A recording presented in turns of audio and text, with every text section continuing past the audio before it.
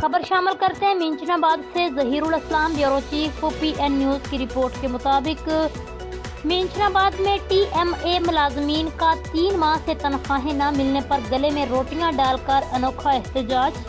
मींचनाबाद में municipal committee के मुलाजमीन का गले में रोटियां डालकर एहतजाज किया गया, जिस पर तमाम ऑफिसर अपने अपने कमरों को ताले लगाकर गायब हो गए।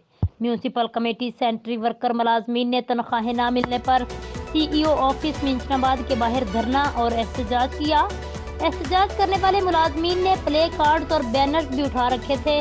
CEO म्यूनसिपल कमेटी के झूठे दावों के बाद असिस्टेंट कमिश्नर मींचनाबाद का तनख्वाहें देने का वादा। मुलाजमीन का ये कहना था कि अगर तनख्वाहें जारी ना की गई तो एहतजाज का दायरा कार बढ़ाकर DCO ऑफिस तक धरना दिया जाएगा। TMA मुलाजमीन का DCO बहावलनगर से 3 माह से बंद तनख्वाहें जारी करने का मुतालबा। अब तक के लिए इतना ही। मजीद खबरों के लिए देखते रहिए PN न्यूज।